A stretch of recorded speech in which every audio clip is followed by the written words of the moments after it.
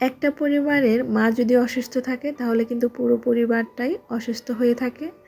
ঠিকমতো রান্নাবান্না হয় না, সবার খাওয়া দাওয়া হয় না। আসসালামু আলাইকুম everyone, welcome back to my channel. যে যেখান থেকে আমার আজকের ব্লগটি দেখছেন আশা করি সকলে ভালো আছেন, সুস্থ আছেন। কেন এই কথাটা বললাম? কেননা আজকে আমি অনেকটাই অসুস্থ, তবু আমাকে রান্না করতে হচ্ছে এবং আমাকে আমার মেয়ের স্কুলেও যেতে হবে। তো এই তো সকালবেলা আমি রান্না করতে চলে আসলাম। আজকে আমি রান্না করব ফুলকপি আর শোল মাছের একটা তরকারি। গতকালকে আমি মুরগি রান্না করেছিলাম, তো সেটাই রয়ে গেছে। এই জন্য আর কি বেশি কিছু রান্না করব না। আর যেহেতু আমি বাইরে যাব মেয়েকে আনতে, তো সেজন্য ঝটপট একটি তরকারি রান্না করে চলে যাব। আর মূলত ওর বাবাই ওকে স্কুলে দিয়ে আসে এবং নিয়ে আসে। আমি আজকে যাচ্ছি মেয়ের রিকোয়েস্ট রাখার জন্য। মেয়ে আমাকে অনেক দিন ধরে বলতেছে, আম্মু তোমাকে যেতে হবে একদিন স্কুলে গিয়ে দেখে আসতে হবে। তো আমার কিন্তু তেমন একটা যাওয়া হয় না, ওর বাবা যায় এবং ওর বাবাই নিয়ে আসে। তো এজন্যই আমি আজকে যাব মেয়ের রিকোয়েস্ট রাখার জন্য। তো যাই হোক, এই তো পেঁয়াজগুলো ভেজে আমি সব ধরনের মশলা দিয়ে একটু মশলাটাকে কষিয়ে নিচ্ছি। যে কোনো তরকারি রান্না করার সময় কিন্তু মশলাটাকে কষিয়ে নিলে খুবই ভালো লাগে খেতে। আর আমি 4 থেকে 5 মিনিট মশলাটা কষিয়ে নিয়েছি।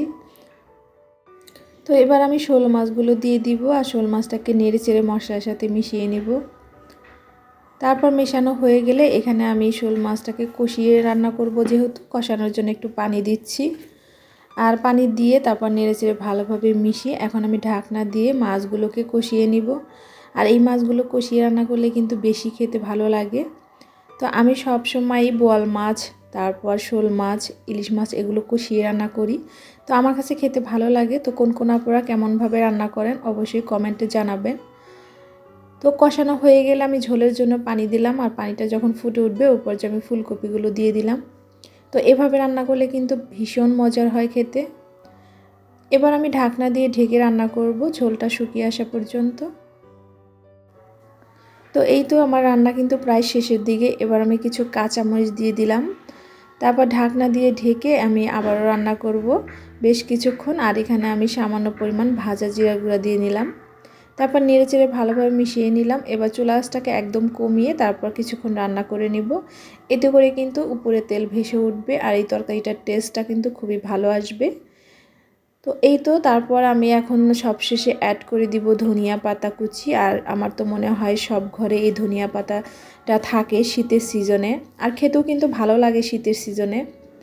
তো আমি ধনিয়া পাতাটা দিয়ে দিলাম। আমার সব রান্নায় কিন্তু আমি ধনিয়া পাতাটা ব্যবহার করি, আমার কাছে ভীষণ ভালো লাগে। তো এই তো রান্না শেষে চলে আসলাম রেডি হওয়ার জন্য। তো আমি রেডি হয়ে গেছি স্কুলে যাওয়ার জন্য। তো যাই হোক, এখন তো শীতের সিজন, তাই আমি একটি শলও নিয়ে নিলাম। কারণ বাইরে কিন্তু ভালোই ঠান্ডা, তবে ঘরে কিন্তু তেমন একটা ঠান্ডা নাই, বাইরে বেশ খানিকটা ঠান্ডা। তো এই তো আমি চলে যাচ্ছি। তো আমি বাসে করেই যাচ্ছি, কারণ স্কুলটা বেশ দূর। তো আমাকে বাসেই যেতে হবে। তো আমি এখানে বিআরটিসি বাসে উঠেছি। তো এই দৃশ্যটা একটু ভালো লাগলো, তাই আপনাদের সাথে শেয়ার করার জন্য একটু ভিডিও করে নিলাম। তো বাস থেকে নেমে এখন আমি একটু হেঁটে যাচ্ছি। তো এখান থেকে প্রায় 2 থেকে 3 মিনিট হেঁটে যেতে হয় বাস থেকে নামার পর। তো আপনাদের ভাইয়া আগে আগে যাচ্ছে, তো আমি পরে পরে যাচ্ছি। আর দেখেন রাস্তার সাইড দিয়ে কিন্তু অনেক দোকান এখানে। তো এখানে কসমেটিক, কাপড়, তো বিভিন্ন শোপিসের দোকান। তো আমার তো ভালোই লাগলো, সেজন্য একটু ক্যামেরা বন্দি করে নিলাম। তো যাই হোক, এই তো স্কুলে চলে আসলাম। আর এই তো স্কুলের গেটের ভিতর দিয়ে ঢুকছে এখন আপনাদের ভাইয়া। তো আমিও চলে গেলাম। আর এখানে মাঠে কিন্তু প্রচুর পরিমাণ বাচ্চারা খেলাধুলা করছে। যেহেতু এখন বছরের শুরু, তাই তেমন একটা ক্লাস হচ্ছে না ক্লাসে, তো কোনো ক্লাসই হচ্ছে না। তাই বাচ্চারা মাঠে এসে খেলাধুলা করছে। আর রোদও কিন্তু উঠেছে। এই তো আমার আম্মুটাও খেলাধুলা করছিল। এখন আমরা চলে যাচ্ছি। মেয়ে বলছে আম্মু আর থাকবো না, চলো বাসায় চলে যাই। তো এই জন্য আর কি বাসায় চলে যাচ্ছি। আর আমি বললাম যে চলো ফুচকা খাই। তো এই তো 3 জন মিলে এখানে ফুচকা খেতে এসেছি। আর এখন কিন্তু বাইরে প্রচুর পরিমাণে রোদ।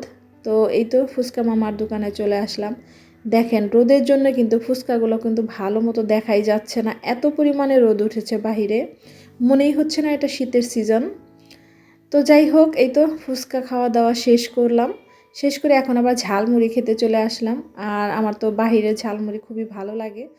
তো মাঝে মধ্যেই আমি বাহিরে গেলে ঝালমুড়ি ফুচকাটা খাই, আমার কাছে ভালো লাগে। তো এই তো আমরা ঝালমুড়ি খাওয়া শেষ করে এখন একটি দোকানে চলে আসলাম। তো এই দোকানটাতে বিভিন্ন ধরনের শোপিস আছে। তো দেখতেই পাচ্ছেন এখানে পাখির বাসা, তো বিভিন্ন আর কি শোপিসগুলো আছে। এখানে পালকি, তারপর ঢেকি। তো ঢেকি কিন্তু আমাদের গ্রামীণ ঐতিহ্য। তো এই ঢেকি কিন্তু এখন আর গ্রামে তেমন একটা দেখাই যায় না। তবে এই দোকানটাতে শোপিস হিসেবে আর কি উনি রেখেছে বাচ্চাদের মনোরঞ্জন করার জন্য। তো এটা কিন্তু বাচ্চারা দেখলে পছন্দ করবে। তো আমিও বাচ্চাদের মতোই একটি নিয়ে চলে আসলাম বাসায়। তো নিয়ে চলে যাব আর কি। তো পালকিটাও ভালোই লাগলো।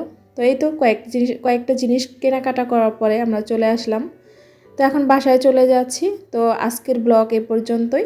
সবাই ভালো থাকবেন, সুস্থ থাকবেন। আর ব্লগটি কেমন লাগলো অবশ্যই কমেন্টে জানাবেন। ভালো লাগলে চ্যানেলটি সাবস্ক্রাইব করে পাশেই থাকবেন। বেশি বেশি লাইক, শেয়ার, কমেন্টস করবেন। তো সবাই ভালো থাকবেন। আল্লাহ হাফেজ।